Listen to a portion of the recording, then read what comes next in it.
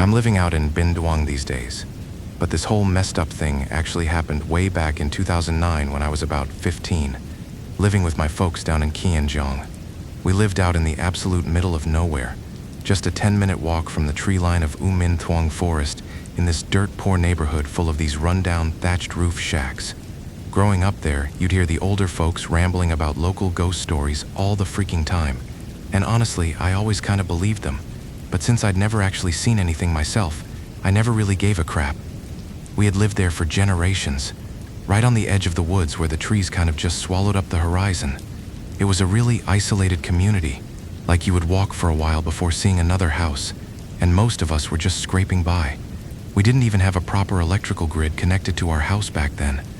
The main road had power, sure, but tucked away near the forest edge like we were, it was all kerosene lamps and those heavy battery-powered flashlights that you had to lug around if you wanted to see anything past your own front porch.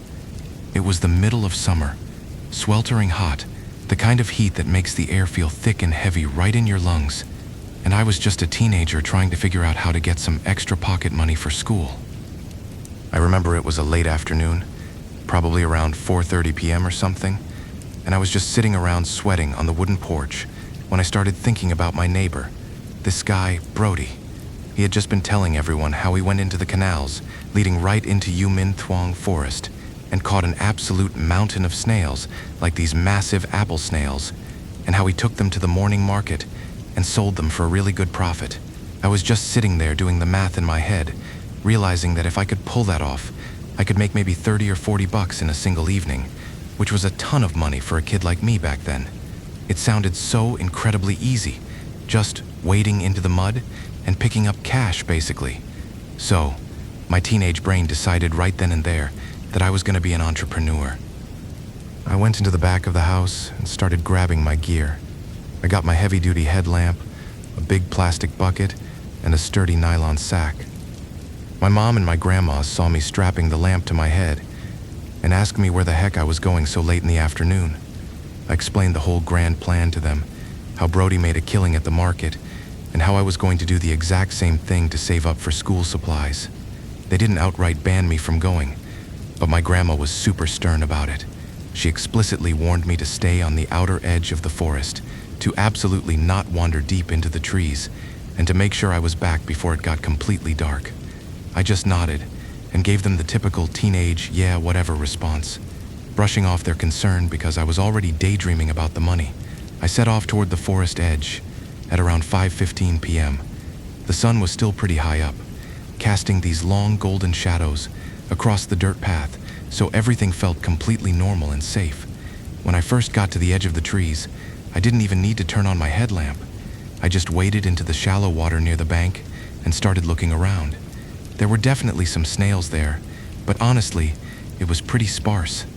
I picked up a few, but my bucket was barely making any noise. I knew the real jackpot was further in where the water was undisturbed. So, I started pushing deeper into the vegetation. The thing about Umintuang is that the canopy is incredibly dense, so even though it was probably only a little past 6 p.m. and still somewhat light out in the open village, once you got a certain distance into the trees, it felt like someone just threw a heavy blanket over the sky. The shadows got deeper, the air got cooler, and it started getting legitimately hard to see. I reached up and clicked on my headlamp. The beam cut through the humid air, illuminating the murky water and the thick roots of the trees. And man, Brody wasn't lying. As soon as I got deeper into the thicket, the place was absolutely crawling with massive snails. I mean, they were everywhere, clinging to the roots, half buried in the mud, just waiting to be scooped up. I got completely tunnel vision. I was so insanely focused on grabbing them that my brain just turned off everything else. All I could hear was the wet squelching of my boots in the mud and the heavy, satisfying plucking sound of the snails dropping into my plastic bucket. It became a rhythm. Pluck, drop, step. Pluck, drop, step. Once the bucket got too heavy, I would awkwardly dump the whole thing into my nylon sack, tie it off, and drag it behind me while I kept hunting. I was so blinded by the greed and the excitement of making all this money that I completely lost all concept of time and direction. I was just wandering blindly from one muddy patch to the next, following the trail of snails deeper and deeper into the belly of the forest. I didn't even notice the temperature dropping or the total silence that had settled over the woods. Eventually, my back started cramping up from hunching over for so long, and I finally stopped to wipe the sweat out of my eyes.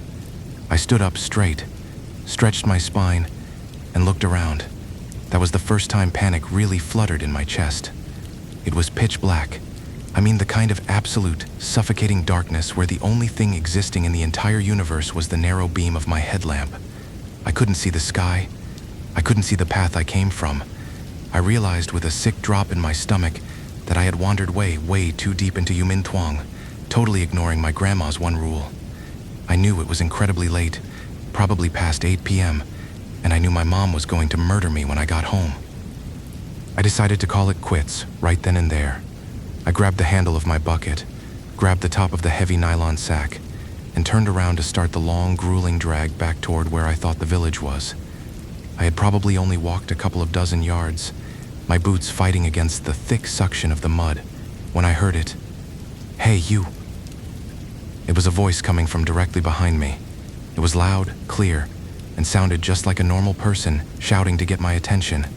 I jumped out of my skin and immediately whipped my head around, my headlamp cutting a frantic arc through the dark trees. I expected to see another villager, maybe Brody out for a late run, or someone's dad looking for me, but the beam of light illuminated absolutely nothing. Just twisted roots, muddy water, and dense, unmoving bushes. There was nobody there. The silence that followed was so thick it felt heavy on my eardrums. I stood there for a few seconds, holding my breath, sweeping the light back and forth. Nothing. I tried to swallow the dry lump in my throat, telling myself that my mind was just playing tricks on me, because I was tired and feeling guilty about staying out late. It had to be a weird bird, or the wind echoing through the hollow logs. I forced myself to face forward and kept walking, dragging the heavy sack behind me. But a few minutes later, the voice came back, and this time, it was closer. "Hey, you! Where are you going?" It was right behind my neck. The words were so distinct, so undeniably human, that the hair on my arms stood straight up. I spun around again, my heart hammering against my ribs, but again, nothing. The woods were entirely empty. There was no splashing of footsteps, no snapping twigs, no heavy breathing. Just me and the beam of my light hitting the empty dark. My stomach just completely tied itself into a knot. That was the moment my body realized I was in severe danger, before my brain could even process it. A wave of freezing cold washed over my entire body, starting from the base of my spine and radiating out to my fingertips. My instincts were just screaming at me that this was completely screwed up, and I needed to get out of there right that second. I tightened my grip on the bucket and started walking much faster, basically practically jogging through the mud, not caring about the noise I was making. I didn't make it far. I took maybe 10 more steps when the voice echoed out again, but this time, it didn't come from behind me. It came from the darkness directly in front of me. "Hey you, why aren't you answering me?" The absolute second those words registered in my brain, my entire body seized up. I mean, literally locked into place. It felt like someone had injected concrete into my veins. My legs went totally stiff, my boots glued to the mud, and the muscles in my neck tightened so hard I couldn't even turn my head an inch. I was completely paralyzed, trapped inside my own body, suffocating on my own breath, because my headlamp was still strapped to my forehead and pointing straight ahead. It illuminated the path in front of me, and about 20 or 30 yards away, at the edge of the light's reach, there was a figure. It was horrifyingly tall, easily over 2 meters, looming in the mist. But the thing that made my mind completely short-circuit was the way it was moving. It wasn't walking. There was no bobbing of the shoulders, no shifting of weight. It was just smoothly, unnaturally gliding straight toward me. As it slid closer into the beam of my light, I realized why the movement was so incredibly wrong. Its feet were hovering a solid few inches off the ground, just drifting over the mud and the roots without disturbing a single leaf. I couldn't move. I couldn't scream. I could only stare in absolute sheer terror as this thing closed the distance. The voice started talking again, but it had completely changed. It wasn't the normal demanding tone I heard behind me earlier. Now, it was this ear-piercing, high-pitched screech that echoed inside my skull, like it was vibrating off the inside of my own head with this sick, demonic resonance. "Hey you! Hey you! Why aren't you answering me? What are you doing in here? You want to follow me and be my friend? Don't you?" And then it laughed.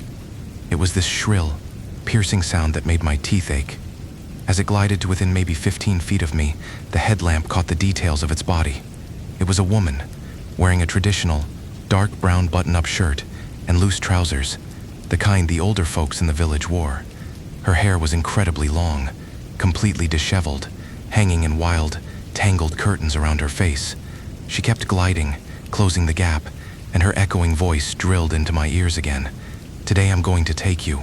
I'll take you, so you can serve me down here." She was only a few feet away from me now, practically towering over me, and the light hit her face dead on. I will never ever get this image out of my head for as long as I live. Her skin was a chalky, rotting white, devoid of any blood or life. But her eyes, oh my God, her eyes were massive, perfectly round, and bulging completely out of her skull like two swollen porcelain bowls. They didn't blink. They just stared down at me with this hollow, predatory emptiness. When she spoke, her mouth didn't move like a normal person's. The jaw just twisted and stretched, warping the skin of her face in this sickening, elastic way. And her teeth, they weren't like fangs or anything typical. They were incredibly sparse, with huge gaps between them. But each individual tooth was long, yellow, and filed down to a sharp point, exactly like the jagged edge of a rusty saw. She just kept laughing this shrill, agonizing laugh, switching between this manic he and a high-pitched he, while she stared right into my soul, telling me over and over that she was going to drag me down to serve her. I was losing my fucking mind. I was so terrified I thought my heart was going to literally burst out of my chest, and I was completely helpless. I couldn't run. I couldn't fight. Right at that exact moment, when my brain was on the verge of totally breaking, a fragmented memory of my grandma's voice flashed through the panic. I remembered her telling me that if I ever encountered something purely evil out in the dark, something trying to trap me, I had to pray. I couldn't move my neck or my limbs, but I realized I could still control my eyelids. I slammed my eyes shut. I squeezed them as tight as I possibly could to block out her rotting, warped face, and I started chanting this Buddhist prayer my grandma taught me, repeating it in my head over and over with every single ounce of desperate energy I had left. I just kept mentally screaming, asking for salvation, asking to be saved from this absolute nightmare. I don't know how many times I repeated the prayer, just locked in this pitch-black sensory deprivation while her laughter scraped against my ears. But slowly, agonizingly slowly, the suffocating pressure in the air started to thin out. I felt this bizarre physical sensation, like heavy, wet blankets were being peeled off my shoulders one by one. The rigid tension in my muscles began to melt, and the icy coldness retreated from my skin. I finally felt my toes twitch inside my boots. The paralysis broke. I opened my eyes, the prayer still tumbling rapidly out of my mouth in a panicked whisper. The beam of my headlamp cut through the empty air. She was gone. The space directly in front of me was completely empty. The unnatural chill was gone. The wind had completely died down, and the forest was plunged back into a dead, absolute silence. I didn't even think. My survival instinct just violently kicked in. I dropped the bucket. I dropped the heavy nylon sack full of the snails I had obsessed over. I just turned my body and sprinted. I ran with a kind of raw, reckless speed I didn't even know I was capable of, crashing blindly through the underbrush, my boots slipping and sliding in the deep mud, sending dirty water splashing all over my face and clothes. I didn't look back once. I just kept my eyes locked onto the narrow bouncing beam of my light and ran until my lungs felt like they were going to collapse. I finally burst out of the tree line and didn't stop until I saw the dim orange glow of the kerosene lamp shining through the cracks of our front door. It was well past 10:30 p.m. by the time I practically fell onto our porch. My dad was already asleep, but my mom and my grandma were sitting up, waiting by the oil lamp. When I pushed the door open, my mom took one look at me and completely freaked out. She saw my face completely drained of color, my eyes wide and bloodshot, and my clothes absolutely coated in thick, foul-smelling swamp mud. She started yelling, demanding to know why I was so late, where my gear was, where the snails were, and what the hell had happened to make me look like I just crawled out of a grave.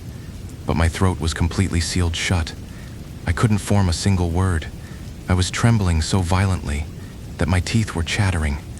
I just ignored her questions, bolted straight to my wooden slatted bed, threw myself onto it, and pulled the heavy blanket entirely over my head, just shaking uncontrollably in the dark. My grandma stopped my mom from yelling, quietly telling her to just let me sleep and that they would figure it out in the morning. I stayed huddled under that blanket all night, completely wired on adrenaline and terror, not sleeping a single wink until the sun actually started peeking through the window slats. When morning finally came, I had calmed down enough to find my voice. I sat the whole family down and I just spilled exactly what happened, every single messed up detail. I described the gliding, the hovering feet, the brown traditional outfit, the bulging bowl-like eyes, and those awful, jagged, saw-like teeth.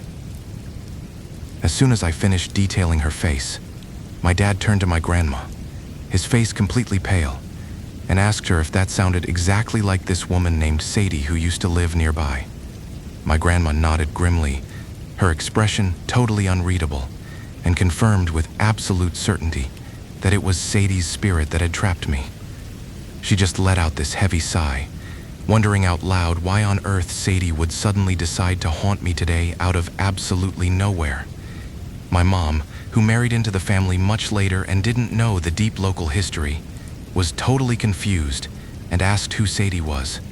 That's when my grandma laid out the history. Back around 1989 or 1990, before I was even born, this completely dead-end, dirt-poor spot was even more isolated. Sadie lived with her husband and their son, who was about 14 or 15 at the time, actually a bit younger than my dad, in a tiny shack, practically touching the forest, about 2 kilometers away from our place. Sadie herself was around my grandma's age, maybe 2 or 3 years younger. Her husband was a raging, violent alcoholic who refused to work. Every single night, he would get blackout drunk, come home, and beat the absolute crap out of Sadie and the kid, smashing up whatever little furniture they had. Sadie was just incredibly crushed, like she completely checked out mentally. She was completely isolated, with no family to run to, and nobody willing to intervene. One night, after a particularly horrific beating, her husband passed out. Sadie walked into the kitchen, grabbed a highly toxic bottle of agricultural pesticide, and walked deep into the blackest part of U Minh Thuong forest. She drank the entire bottle and died alone in the mud. The next morning, when the husband sobered up and couldn't find her, he apparently grilled their son about where she went, and the kid just mumbled that she had left the night before. That's when the husband got paranoid and gathered his drinking buddies and some neighbors to search the woods, and they found her twisted body. They buried her in a cheap, unmarked grave right behind their shack. For the first few months, nothing happened, but about half a year later, the forest became an absolute nightmare. Sadie's spirit morphed into something incredibly dark and malicious. She started aggressively haunting anyone who went into the woods to fish or cut wood, manifesting as this terrifying, gliding entity. She tormented her husband so relentlessly, night after night, that the guy completely lost his mind, grabbed his son, and fled the village forever, abandoning her grave to be overgrown by weeds. With her husband gone, she just focused her rage on the rest of the villagers, paralyzing and tormenting anyone who crossed the tree line. The community was so terrified and so desperate to be left alone that all these dirt-poor families actually pooled their meager savings together to buy ritual offerings. It didn't even work the first time. They had to do it multiple times. They went to the edge of the woods, laid out food and incense, and begged her spirit to show mercy, literally crying and pleading with her to understand that everyone there was just dirt poor, coming into the woods to find food to survive, and begging her to stop messing with people because it was just pitiful. They pleaded that her husband was the one she should be punishing. After a few of these desperate rituals, the hauntings just stopped. From 1991 all the way to that night in 2009, nobody had seen Sadie. My grandma looked at me and said that for whatever reason, maybe my energy just perfectly matched hers that night, or maybe I just dug too deep into her resting place, but she had woken up and set her sights on me. My grandma strictly forbid me from ever stepping foot near that tree line again, terrified that Sadie would drag my soul away. After that night, my body basically shut down with a scorching fever for 6 days, and I only recovered because my grandma set up a food offering to desperately beg that thing to leave me alone. We packed up our shit and moved for good to Binduong in 2010 to get far away from that place, but it makes my stomach churn knowing that offering didn't destroy her or anything. It just bought my way out. She's still out there, floating around the edge of Uninvited forest in the pitch black, just waiting for the next greedy idiot to wander too deep into her territory.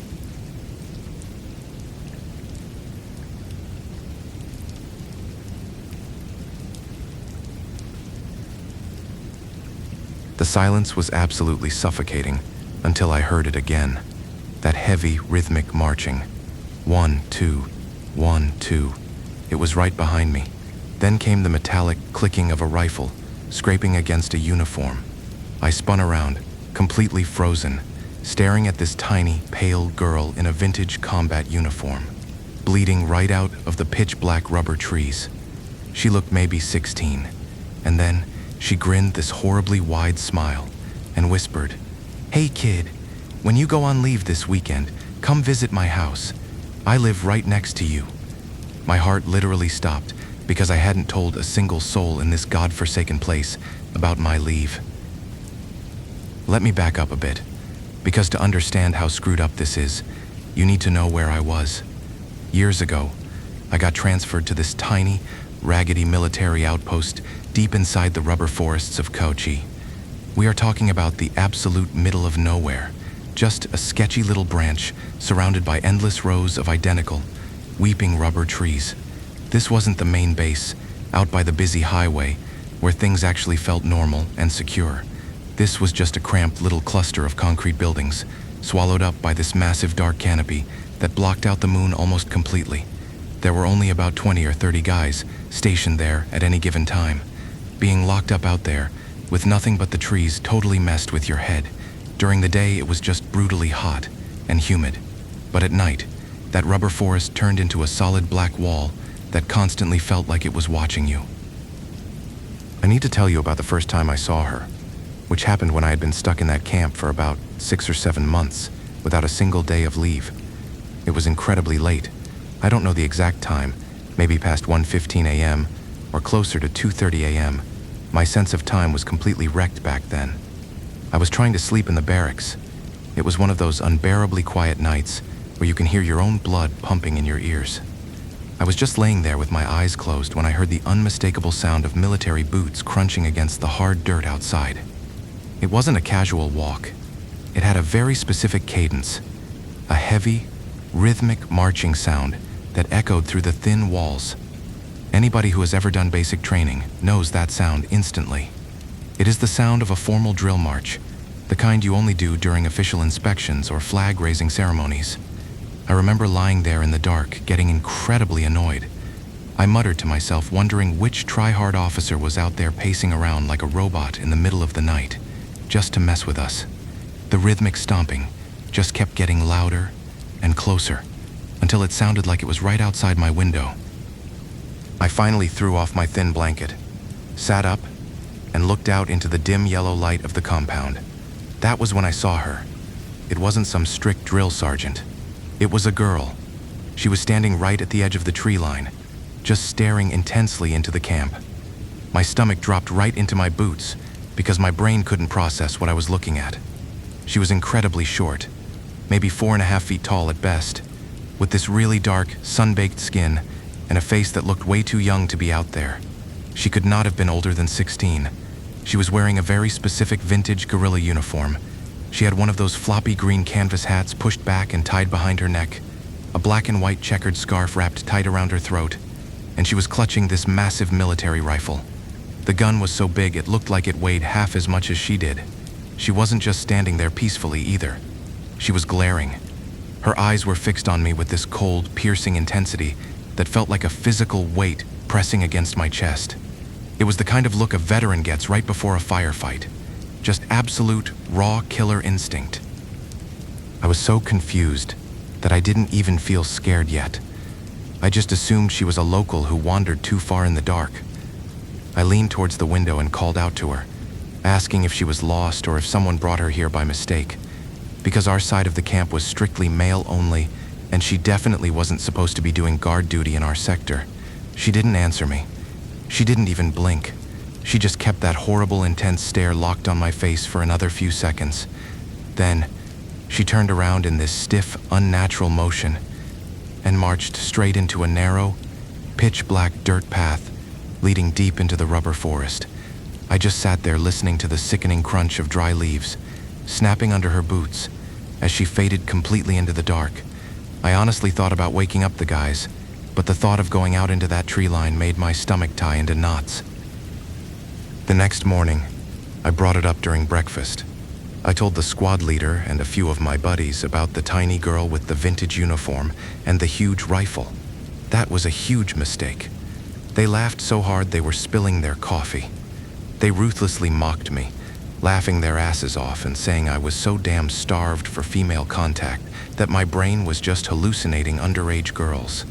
The squad leader actually told me to stop thinking with my lower half, pointing out that the only women anywhere near our sector were the middle-aged cooks who came in during the day, and absolutely nobody was wandering around the rubber plantation at 2 a.m. I felt incredibly stupid. When an entire group of people tells you that you are crazy, you start to believe them. I just swallowed my pride, nodded along, and convinced myself it was just a vivid dream fueled by sleep deprivation and isolation. And that brings me to a month later, the night of the incident I told you about at the very beginning. The night everything stopped being a joke. I had finally received the news I had been begging for. The commander approved a 3-day weekend pass for me. I was supposed to leave on Friday and come back Monday. I hadn't been back to the city in 8 months, so I was practically vibrating with excitement. I kept the news completely to myself because I didn't want to jinx it or have anybody ask me for favors in the city. It was a Wednesday night, my assigned shift for solo guard duty. Our camp was so small and relaxed that the officers didn't care if we slacked off a bit during the night shift. I was sitting on the ground, leaning my back against a cold concrete pillar, smoking a cigarette, and just staring out at the endless rows of rubber trees. Then, the footsteps started again. Heavy boots. 1, 2, 1, 2. The dry scrape of a gun barrel against fabric. I turned my head, and there she was, stepping out from the exact same dark patch of trees. The same tiny girl, the same hat, the same checkered scarf. But this time, she didn't have that terrifying killer stare. This time, her face was completely relaxed, almost cheerful. She walked right up to the edge of the light, stopping just a few feet away from me. She looked at me and called me kid. It was this old-fashioned way of speaking, like an older sister talking down to a younger brother, even though she looked like a high school freshman. She smiled and asked me if I was excited about my weekend leave. I was paralyzed. The cigarette burned down to my fingers, but I couldn't feel it. I forced out a weak nod, my throat completely dry. That was when she said it. The line that still echoes in my head. She told me to make sure I visited her house during my leave, adding that she lived right next to me. Before my brain could even process how she knew my schedule or my address, her face instantly snapped back to that dead, emotionless military stare. The cheerful neighbor routine vanished in a millisecond. She turned around, her body moving with this terrifying, robotic stiffness, and marched straight back into the black wall of the forest. I wanted to chase her, to yell at her to stop, but my legs absolutely refused to move. I was glued to that concrete pillar until the sun came up. When my shift ended, I went straight to the officer who approved my paperwork. I tried to casually ask if he had told anyone about my leave, maybe a local girl or someone's daughter. He just looked at me like I was an idiot. He laughed and said that if I was really that desperate to find a 16-year-old girl in this area, I should go wander around the Martyrs Cemetery right next to our base. He made this dark joke about how back in the war, kids as young as 14 were carrying rifles and getting blown up in these very woods, so the cemetery was full of them. His joke made me feel physically sick. I stopped asking questions. I just packed my bag and waited for Friday. When I finally got home to Sigon, I just wanted to sleep and eat decent food. But my parents had other plans. They told me we had to go over to a neighbor's house down the street for a death anniversary party. It was for some elderly man who passed away before I was even born. I really didn't want to go, but my dad insisted. He said the neighbor's family had a long military history, lots of fallen soldiers, and since I was in the army now, it was my duty to show some respect to the older generation. I dragged myself over there. The house was packed with old men drinking and talking loudly. My dad nudged my shoulder and told me to go to the back room and light some incense at the family altar to honor their fallen relatives. I grabbed a stick of incense, lit it, and walked up to the large wooden altar. It was covered in fruit, flowers, and several wooden memorial plaques. I bowed my head, muttered a quick prayer, and started placing the incense into the brass bowl. That was when my eyes locked onto one of the small wooden tablets sitting right in the center. The name carved into the wood was Ambience. I kept reading the gold lettering underneath her name. She passed away at the age of 17. Right next to her memorial plaque, there were several faded state medals and official certificates of merit honoring her sacrifice. Below that, it listed her military unit and the exact location where she was killed in action. It was my camp, the exact patch of land in Q-Chi where my barracks were built. I felt all the blood drain out of my face. I backed away from the altar, bumping into a chair. I found my parents and babbled something about the crazy coincidence, pointing out that the girl on the altar died at my exact base. My dad just nodded solemnly, saying that was exactly why he wanted me to light the incense, to honor a brave soldier who fought on the same dirt I was standing on. I was so incredibly dense that I still didn't put the pieces together. I just thought it was a creepy coincidence. I spent the rest of the night getting absolutely shit-faced. You know how it is when guys finally get off base? If it isn't chasing girls, it is hitting the pool halls and drinking until you throw up. And I definitely drank myself under the table, just to numb the weird anxiety crawling under my skin. I crashed hard that night, and then the dream started. I was back at the base, standing by the concrete pillar in the dark. The rubber trees parted, and she walked out. Nguyen Thi Sen. She was practically glowing with happiness. She ran up to me, smiling so wide it looked painful, and thanked me profusely. She kept saying how happy she was that I kept my promise, that I came to her house and lit incense on her altar. Then her voice dropped into this chilling, echoing whisper. She told me that since I had already visited her home, I needed to make sure I came to visit her grave when I got back to camp. I woke up violently, gasping for air, drenched in freezing sweat. I sat up in my bed in the pitch-black room, clutching my head and muttering to myself in absolute terror. It all hit me in this one massive, completely fucked up wave of realization. The vintage uniform, the ridiculously heavy rifle, the stiff robotic marching, the fact that she somehow knew my exact leave schedule before anyone else, the officer's sick joke about the cemetery. I hadn't been talking to a weird local girl. I had been having casual conversations with a dead guerrilla soldier who had been blown apart on the exact spot where I slept every night. I didn't sleep a single second for the rest of the weekend. I just sat by my window waiting for the sun to come up. The next morning, I casually asked my parents about the neighbor's daughter. They told me the whole tragic story. Decades ago, Sen begged to join the fight. She was so young, so they stationed her relatively close to home, right in the Q-Chi rubber forests. A few months into her deployment, a massive bombing raid leveled the area. She was killed instantly right inside the camp perimeter. The chaos of the war was so bad that they couldn't even recover her properly. They just buried her right there in the soil, sent a death notice back to her family, and eventually, the military just built the new camp right over the old blast craters. The second I got back to the base on Monday, I didn't even drop my bags off at the barracks. I went straight to the commanding officer and requested permission to visit the small martyrs cemetery located just outside our perimeter fence. He looked at me like I had two heads, totally shocked that a lazy recruit actually wanted to volunteer for grave cleaning duty, but he signed the pass. I bought a bundle of cheap incense for a couple of bucks from a roadside stall and walked into the overgrown cemetery.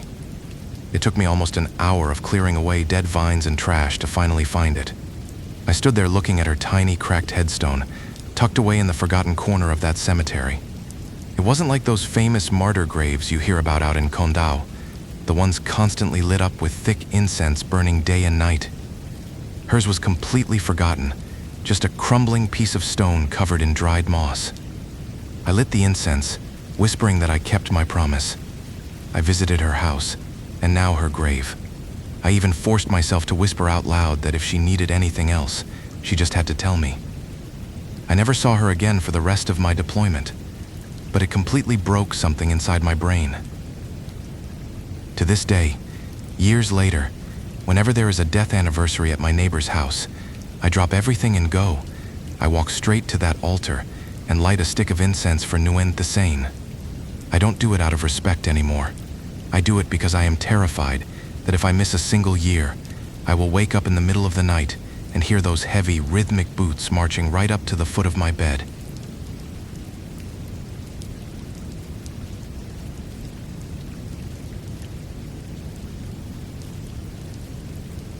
Funny how life just sort of picks your career for you, you know? Back in college, I was studying applied sciences, something completely unrelated to film, but I used to help out with the costumes for these little campus plays, just for fun. Some crew guys noticed I was actually pretty obsessed with the details, and before I knew it, I was getting dragged onto real movie sets as a wardrobe assistant. I've worked on everything from big theatrical releases to those cheap YouTube web dramas, always staying behind the scenes as a total nobody, but being on set that much taught me one absolute rule. Whenever you shoot at a new location, especially out in the wild, you always set up a small table and burn incense to pay respect to whatever unseen things are lingering around. It is just something you do. You do not question it. I do not care if you have a degree from the most prestigious film school in the country, or if you are just a grip carrying heavy cables around all day. When you step onto a piece of land that does not belong to you, you make an offering.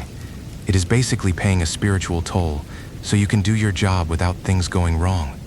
I mean, for the big opening day of a shoot, the crew will always set up a massive elaborate feast to pray to the patron saints of the industry. But for the day-to-day filming, especially when you are just temporarily borrowing a piece of land, it's just that little plastic table for the wandering spirits. But a few years ago, I ended up working on a project with a director who absolutely refused to play by those rules, and it turned into one of the most terrifying days of my entire life. We will just call this director Quincy. Quincy was fresh out of school, and his family had serious money. They were basically funding this entire web drama project just so he could build up a portfolio before they financed a massive theatrical movie for him. We are talking maybe 15 or 20 grand just for a short internet series. Because of that, he had this incredibly arrogant attitude. He walked around like he owned the entire world and treated the older, more experienced crew members like they were just idiots standing in his way.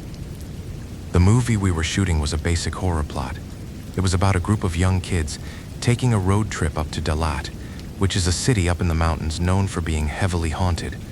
In the script, the kids do not believe in ghosts, but on their way up the mountain pass, they start seeing this female spirit on the side of the road, waiting at red lights, standing in the trees. The ghost slowly follows them all the way to Dalat, where the main haunting actually happens. Because of the way the script was written, we had to shoot chronologically, starting in Saigon and stopping at random spots along the highway to film the ghost popping up before we finally reached the main set in Dalat. Quincy was in a massive rush. He treated the whole thing like a factory assembly line. We would pull over on the side of the highway, drag all the heavy equipment out, set up the lights, film the ghost actress standing in the background, and pack it all up within an hour. The problem was that every time we stopped at a new location to film, Quincy refused to set up the altar. The older crew members would ask him to give them 5 minutes to burn some incense, and he would just roll his eyes and complain that we were wasting time. He kept arguing that we already did the big opening ceremony back in the city and that we were filming in broad daylight, so there was absolutely no reason to pray to anything. He promised he would set up a proper altar once we reached the main location in Dalat, but for the quick stops along the road, he completely ignored the tradition. It was just really crappy behavior, honestly. You could feel the tension in the crew. Everyone was exhausted and anxious because skipping the rituals just makes you feel completely exposed. We stopped at 3 or 4 different places, and every single time, Quincy blocked us from making an offering. Eventually, we arrived at our last pit stop before heading up the mountain. It was a place called My Waterfall, which is this deep, dense forest area with a large waterfall in Din Quan. We got there around 3:14 p.m. I remember the time because we were actually running ahead of schedule for once. It was the middle of the dry season, maybe February or March, so the weather was incredibly hot. The sky was completely clear. It was so dry that the production team actually had to rent a massive industrial water pump to spray water everywhere because the script called for a heavy rainstorm in this specific scene. We dragged all the equipment deep into the woods, right near the edge of the waterfall. It smelled like dry earth and rotting leaves. As soon as we dropped our bags, the older assistant director, a guy named Harrison who had been in the industry for decades, walked up to Quincy. Harrison told him indirectly that since we were deep in the woods and filming a literal horror movie, we absolutely had to set up a table and offer some incense to the local land spirits. He warned Quincy that you cannot play around with the unseen world in a place like this. Quincy just laughed in his face. He told Harrison he was being a paranoid old man and that the scene was only going to take an hour to shoot. He said the shot was just the ghost walking out from the waterfall, and that dragging out a table for food and prayers was just going to ruin the momentum. So, once again, no altar was set up. Literally 5 minutes after Quincy said that, the atmosphere completely shifted. We had just finished setting up the massive lighting rigs when the sky suddenly turned pitch black. I mean, it went from a bright sunny afternoon to looking like it was late evening in a matter of seconds. The air got incredibly heavy and thick. Before anyone could even process what was happening, the sky just broke open. It started pouring rain so hard that you could barely see 10 feet in front of you.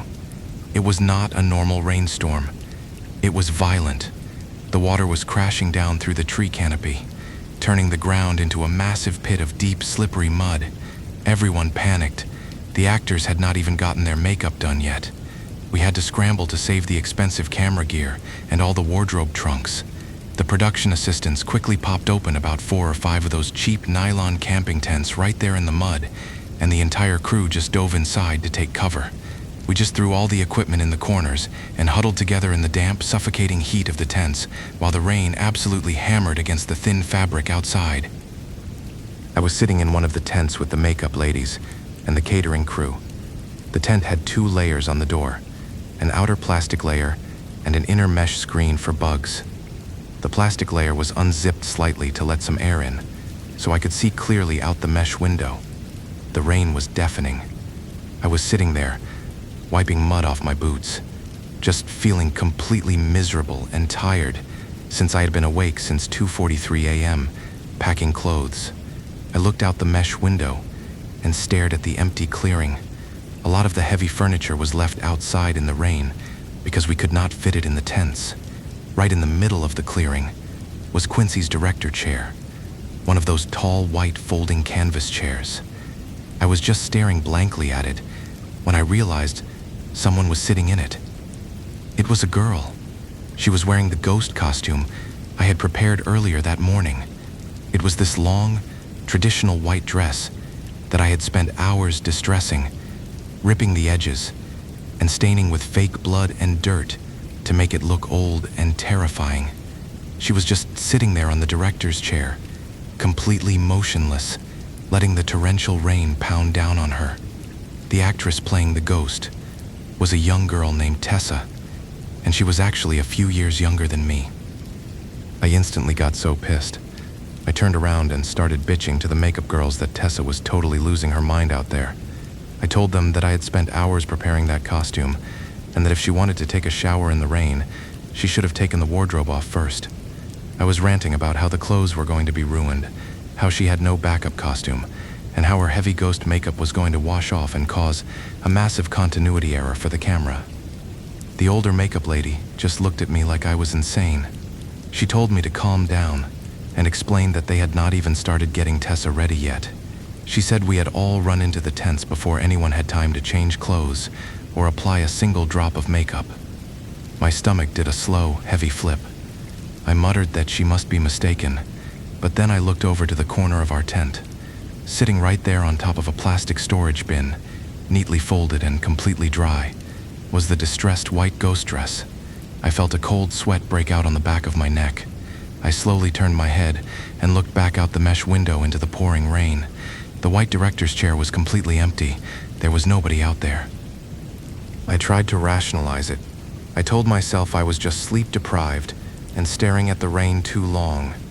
The human brain does weird things when you are staring at a chaotic pattern of falling water against a dark forest background. I just took a deep breath, leaned back against my duffel bag, and closed my eyes, trying to block out the anxiety. Maybe 7 or 8 minutes passed. The rain was still coming down in heavy, aggressive sheets. The sound of it hitting the leaves was like static noise. I was just drifting off, trying to get a few minutes of rest, when I heard something cut through the noise of the storm.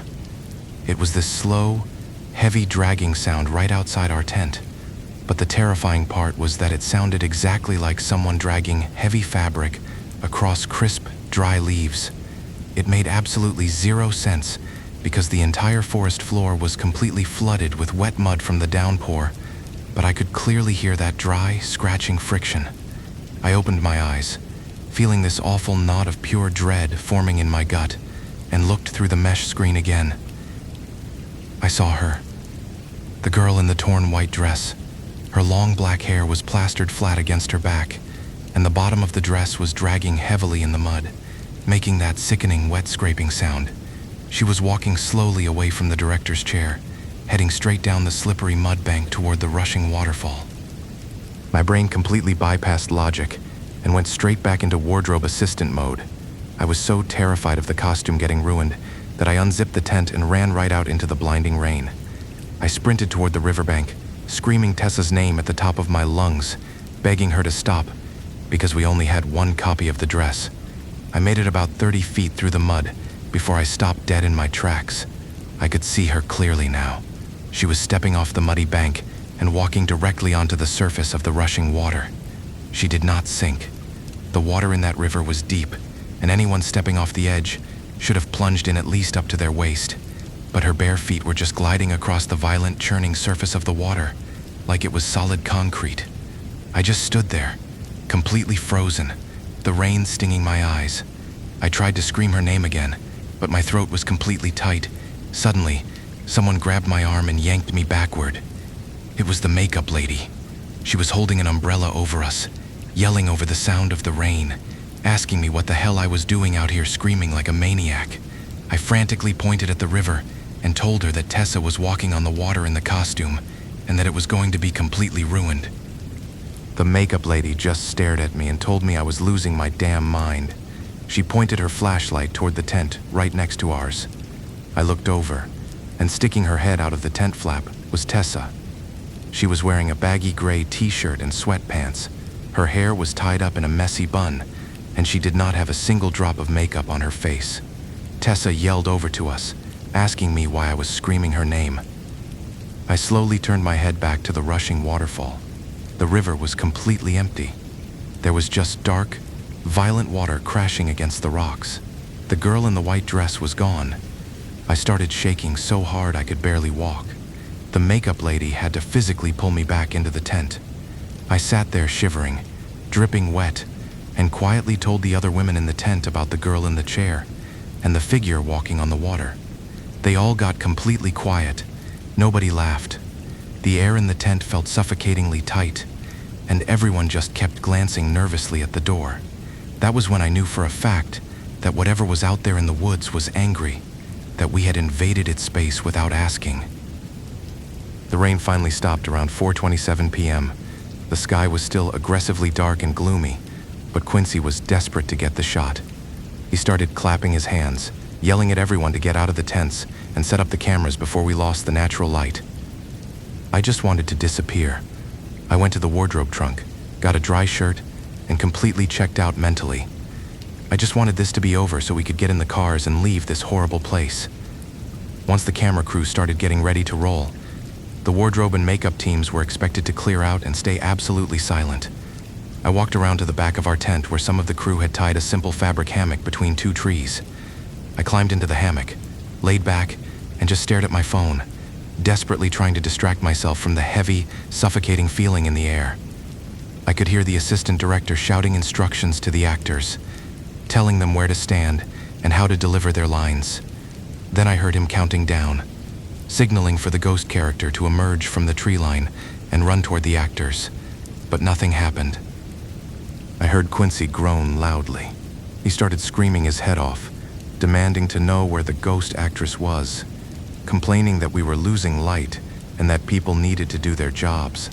The whole set descended into this chaotic, confused murmuring as people started looking around the edges of the clearing for Tessa. I was laying on the hammock, listening to the mess, and I just sighed. I sat up and looked over the edge of the hammock, scanning the dark tree line behind the tents to see if I could spot her. That was when I saw her standing there, about 40 feet away, tucked just inside the edge of the dense forest, was the girl in the torn white dress. Her head was bowed down, and her long dark hair was covering her face. She was standing perfectly still, right next to a small, thin tree trunk. At that exact moment, my brain was so overwhelmed with exhaustion and annoyance that I completely forgot about the terrifying things I had seen an hour earlier. I just assumed Tessa had wandered off into the woods to wait for her cue and missed the countdown. I yelled out to her, telling her that it was her turn to shoot, and asking what she was doing just standing there. She did not move an inch. I got frustrated. I slid off the hammock and started walking toward her. The ground was slick with fresh mud. I told her that the director was throwing a fit and that she needed to get out to the clearing immediately. I took about 3 steps forward, and as I did, the girl slowly took a step backward, sliding her body completely behind the thin tree trunk. I stopped. I muttered under my breath, asking what the hell this girl was playing at. The tree was incredibly narrow, maybe the width of a single person's waist. There was no physical way a grown human could completely hide behind it without their shoulders or dress sticking out on the sides. But looking at it straight on, she was completely gone. I took 2 more steps to the side to change my angle and look behind the tree. I did not see Tessa. I did not see the white dress. What I saw behind that tree was a massive, freshly packed mound of dark dirt. It was a grave, an unmarked, solitary dirt grave, sitting silently in the middle of the dark woods, positioned perfectly so that the thin tree trunk blocked it entirely from the main clearing. The girl had not hidden behind the tree. She had stepped straight down into the earth. My brain just completely short-circuited, and my stomach dropped straight to the floor. I lost my footing in the slick mud and fell hard onto my back, the breath getting knocked completely out of my lungs. But I didn't care. I just started scrambling backward like an animal, kicking my boots into the dirt and screaming that there was a fucking ghost. I scrambled all the way back to the tents, completely hysterical. Quincy yelled at me from across the clearing, telling me to shut up because they were trying to film. I just grabbed the 2 makeup ladies by their arms and aggressively yanked them toward the back of the tent, pointing frantically into the dark tree line. At first, they just looked annoyed, asking me what the hell I was talking about, because they totally thought I just meant the fake ghost in the movie. But when they followed my finger and saw the mound of dirt hiding behind the tree, all the color drained from their faces. They stood there in stunned silence, realizing that we had essentially set up a movie production right on top of a burial site without offering a single prayer. I backed away, telling them that the girl I had been seeing all afternoon was standing right on top of that mound just seconds ago. We never finished shooting that scene. Whatever was living in that forest made absolutely sure of it. As soon as I dragged the women away from the trees, the equipment completely failed. The expensive camera batteries drained from full to zero in a matter of seconds. The lighting rigs sparked and shorted out. When they finally managed to get one camera working for a final take, the SD card immediately corrupted, erasing everything they had filmed that entire afternoon. By the time it hit 5:30 p.m., the forest was completely dark, and Quincy finally gave up. Harrison, the older assistant director, just looked at Quincy with absolute disgust. He told him indirectly that this was exactly what happens when you disrespect the dead, and that the spirits were actively chasing us out. He ordered everyone to pack the trucks and head straight to Dalat. As everyone was rushing to the cars, I saw Harrison quietly pull a bundle of incense from his bag. I walked over and asked him what he was doing. He told me he was going to stay behind for a minute to apologize to the land spirits, because if we did not pay our respects now, whatever was angry in these woods was going to follow us all the way up the mountain. I felt a cold chill run through my chest, and I quietly told him that I had actually seen that ghost girl 3 separate times since we got there, and I pointed out exactly where that hidden dirt grave was behind the trees. Harrison nodded grimly, walked directly over to the mound of dirt, and placed a burning incense stick right into the center of the grave. When we finally got to Dalat, Harrison completely snapped. He cornered Quincy in the hotel lobby and told him that if he did not set up a proper altar before every single shoot for the rest of the production, Harrison was going to pack his bags and quit on the spot. Quincy was visibly shaken by everything that had happened, so he finally caved. Because Harrison took over the spiritual duties and made sure the offerings were handled perfectly, the rest of the night shoots in Dalat went by without a single paranormal incident. Harrison practically carried that entire production on his back. So, that movie eventually came out, and it was a complete and utter disaster. He poured an absolute fortune into it, at least tens of thousands of bucks, only to get a pathetic couple thousand views. When it first dropped, he was desperately spam texting the entire crew, begging us to click the link and share it with our friends and family. I actually clicked on it and scrubbed through it for a few seconds just for the hell of it, but nobody else cared. And he was so humiliated he just erased the video completely a few months later. I cut ties with him immediately after that shoot, not even because of his attitude, but because anyone who runs a film set without a shred of respect for the spiritual rules is just asking for a tragedy. You can't be the head of a crew and treat the unseen world like a joke. So while I'm still making a living in the wardrobe department right now, I strictly only work with people who know enough to be afraid.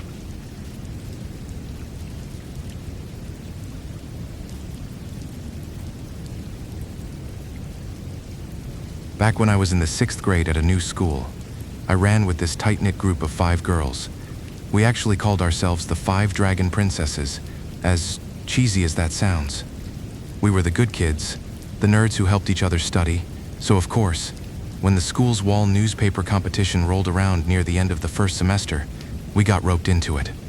Our new homeroom teacher picked us, along with 5 guys, to come over to her house at 6:30 p.m., 3 nights a week, just to cut and paste little paper flowers and write letters. We had to write out little riddles too. The class with the best poster would get an award, lots of praise, and their work would be hung up on the walls all around the entire school. It was supposed to be this wholesome, team-building crap. Figuring out how to actually meet up was a total nightmare. Since we had afternoon classes, we didn't have free periods to work on this giant poster board at school. Miss Tamsin, our teacher, made it mandatory that all 10 of us be at her place at exactly the same time, so we could work as a single unit instead of doing separate pieces and gluing them together later.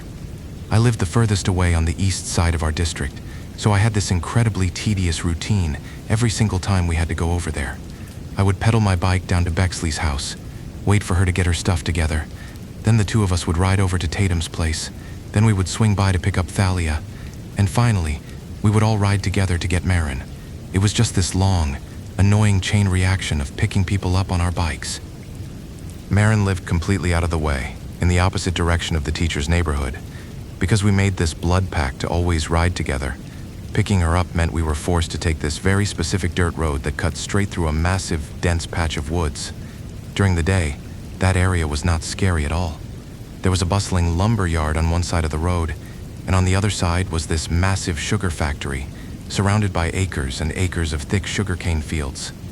In the morning, it was loud, packed with workers, delivery trucks kicking up dust, and people setting up little market stalls. But the thing is, the factory shifts ended at 5 or 6 in the evening. By the time we were biking through there, the workers were completely gone. The machinery was shut down.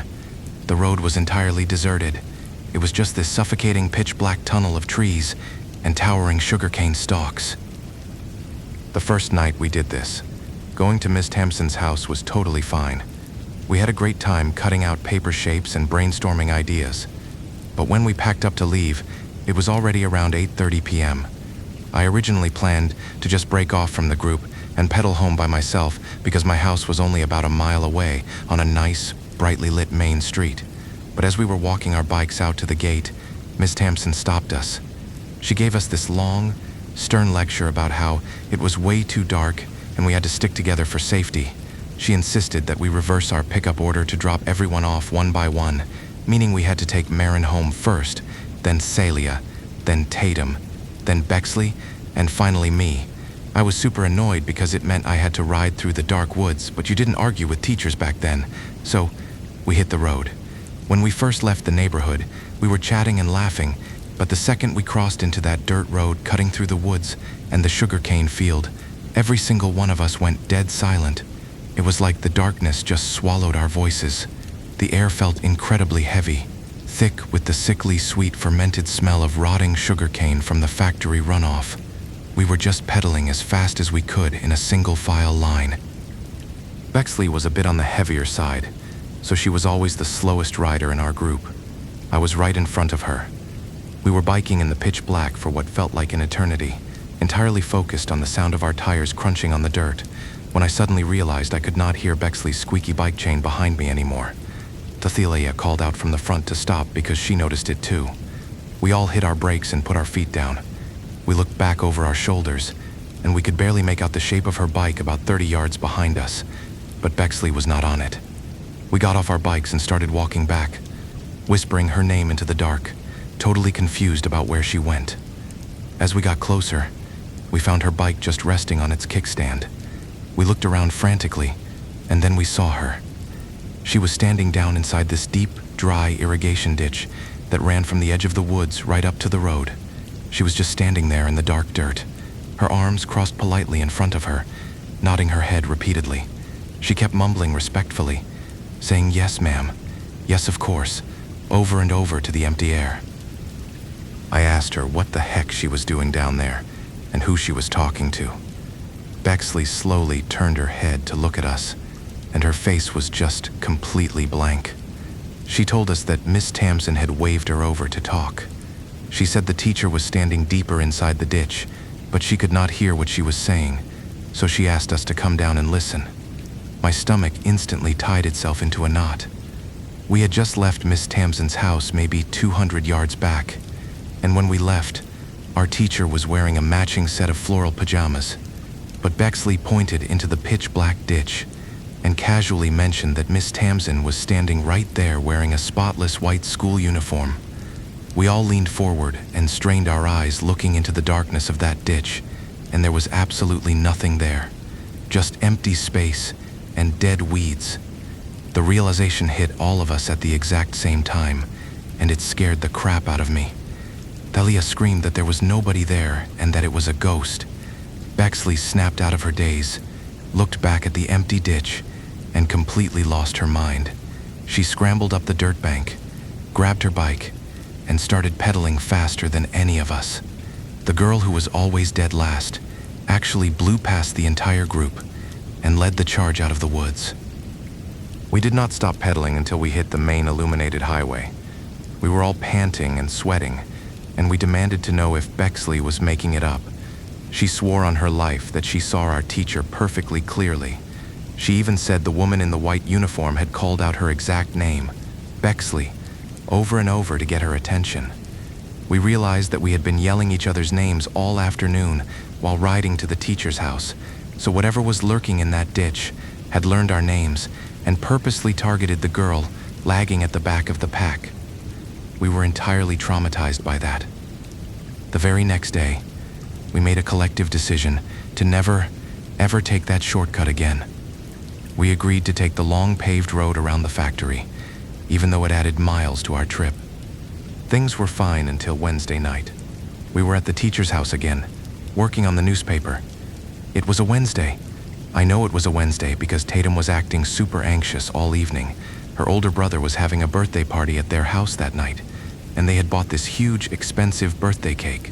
Tatum hated her brother, but she was absolutely obsessed with getting a slice of that cake before his friends ate it all. She kept complaining about the time, rushing us to finish cutting the paper flowers. We finally packed up around 8:30 p.m. and started riding home. We got to the fork in the road where taking a left meant going into the dark woods, and taking a right meant taking the long, safe way around. Tatum suddenly stopped her bike. She pointed to the dark woods and told us to go ahead without her because she was going to cut through the shortcut alone to get home faster. Taking the woods meant she only had to ride about 500 yards to reach her neighborhood, but the safe route was over 2 miles. We literally begged her not to do it, reminding her of the bullshit Bexley saw a few nights ago. But Tatum was the bravest girl in our group, and her craving for that stupid birthday cake meant her brain just completely shut off. She brushed off our warnings, told us we were being paranoid, and pedaled her bike straight into the pitch-black tree line. We just stood there watching her disappear, thinking she was totally insane, before we took the long way home. I got home safely around 9 p.m., but a little past 10 p.m., my mom's house phone started ringing loudly. My mom answered it, and her face immediately dropped. She kept covering the receiver, whispering nervously, before turning to me and asking if Tatum had ridden back with us. I told her we split up at the fork and she took the woods. My mom looked terrified. She told my dad that Miss Tamsin was on the phone, saying that Tatum was missing. Tatum's parents were completely hysterical. Her mom was in such a severe state of shock that she physically couldn't stand, so she had to stay back by the landline praying for a call. That meant the actual search party riding into the woods was just the other parents and the teacher. Miss Tamsin was calling all the parents of the kids in the group to organize an immediate search party.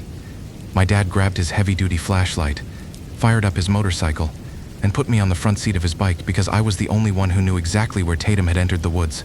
We rode out into the night and met up with a cluster of other parents on their motorcycles at the edge of the dirt road. The mood was incredibly tense. Everyone was whispering, sweeping their bright headlight beams across the dark, towering sugarcane fields. We slowly drove down the dirt path in a tight convoy. About halfway down the road, right near that exact same dry ditch, the lead motorcycle stopped abruptly. Lying right in the middle of the dirt path was Tatum's bicycle, tipped over on its side. All the adults jumped off their bikes. My dad and the other men started sweeping their flashlights around. We found her sandals scattered, one shoe in one place and the other way over somewhere else. We found her colored pencils, her glue, and the little paper flowers we had made, all scattered across the dirt. The trail of dropped items led directly over the dry ditch, through the tall weeds, and straight into the dense, towering wall of sugarcane. You could clearly see the thick stalks parted and trampled down, making a dark, narrow path leading deep into the field, like she had just dropped everything and walked straight into the crops. My mom and the other women made me stay out on the dirt road because they were terrified of snakes, so only the men went into the field. My dad told me later exactly what they found, and it is genuinely the most fucked up thing I have ever heard in my entire life. He said they pushed through the sharp, dense stalks for almost 100 yards, totally blind, surrounded by this suffocating wall of vegetation. The silence was absolute until my dad heard this slow, deliberate crunching noise. He said it sounded like someone aggressively chewing on dry, brittle bones, mixed with a wet, tearing sound. They shined their lights toward the noise and found Tatum. She was sitting flat on the dirt in the middle of the dark field. She was not crying or screaming. She was just sitting there, mechanically grabbing handfuls of the dead, gray-brown sugarcane leaves from the ground and stuffing them into her mouth chewing on them like a cow chewing cud. Sugarcane leaves are incredibly rigid, and their edges are serrated like tiny little razor blades. Tatum had shoved so many of them into her mouth that the sharp edges had completely sliced open the corners of her lips. Her mouth was just a wrecked, mutilated mess. Dark blood was pouring down her chin, soaking the front of her white uniform shirt, but her eyes were completely vacant. She just kept chewing. The men knew immediately this was paranormal. Where I grew up, when you find someone out in the woods doing something that disturbed, you know a spirit has taken them. The ghosts play these sick tricks on your mind, feeding you literal garbage and making you hallucinate that it's a feast. They carefully rushed forward and started pulling the bloody, shredded leaves out of her mouth. The second they cleared her airway, Tatum's eyes rolled back, and she completely lost consciousness. My dad carried her limp body out of the field, and they rushed her home. What was supposed to be a happy birthday party with cake turned into a scene of absolute horror. Tatum survived, but she was severely traumatized. The school covered the whole thing up, telling the administration she had a bad bicycle crash in the dark. We stopped going to the teacher's house after that. The school mandated that we just stay an extra 45 minutes in the classroom to finish the project. Tatum stayed home for an entire week to heal. We took turns writing out her class notes and dropping them off. When she finally came back to school, the cuts on her mouth were still healing, and she told us what actually happened that night in the dark. She said she was pedaling as fast as she could, anxious to get to the cake. As she approached the dry ditch, she saw someone standing right on the edge of the road.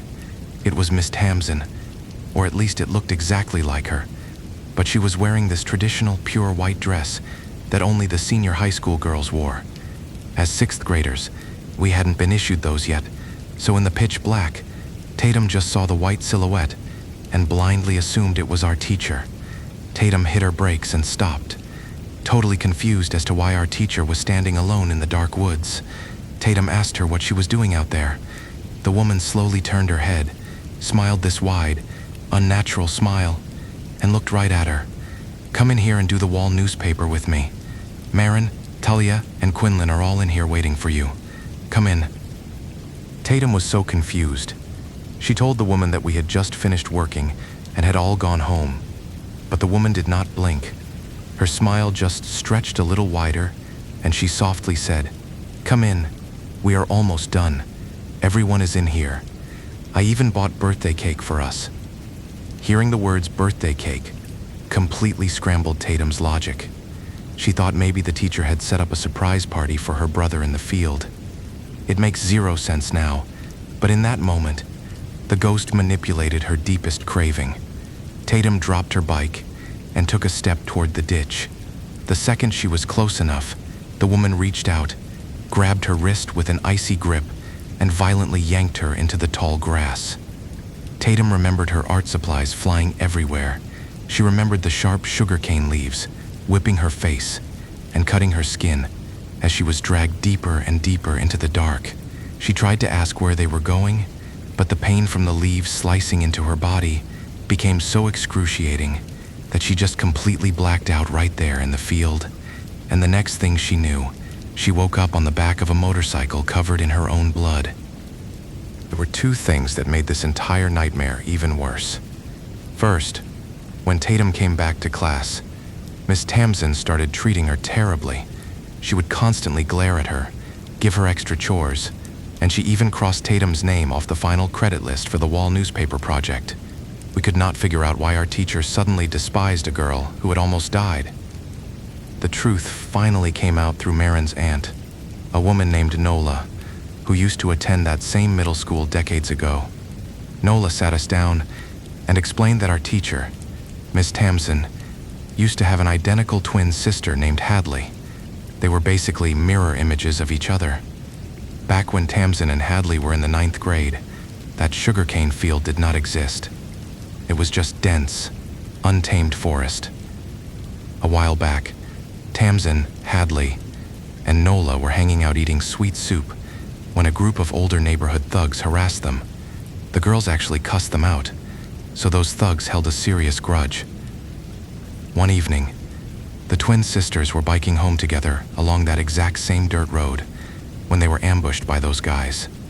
The thugs blocked the road, dragged Hadley off the back of the bike, and started attacking her right by that dry ditch.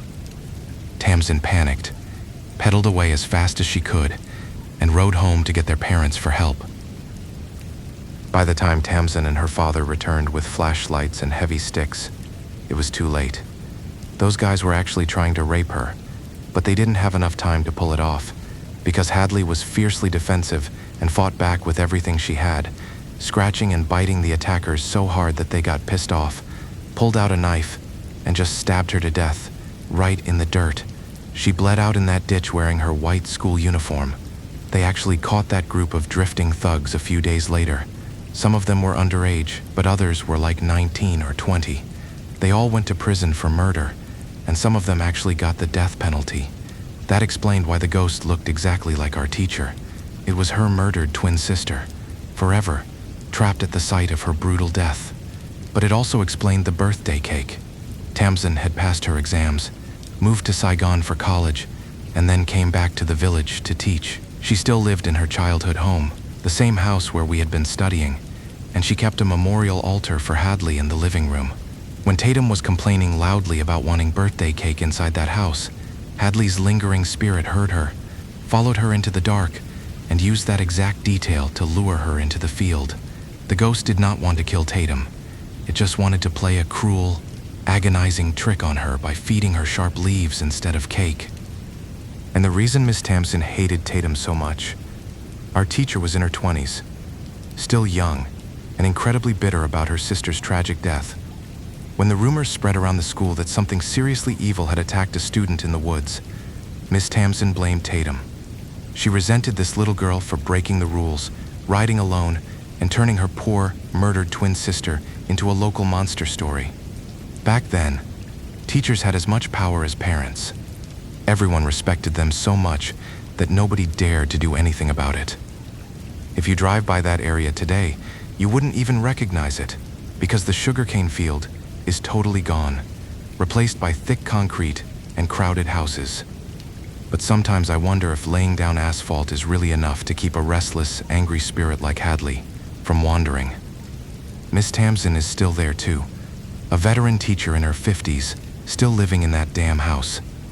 We just kept our heads down and helped Tatum survive her classes to get through all that unfair bullying until that school year ended.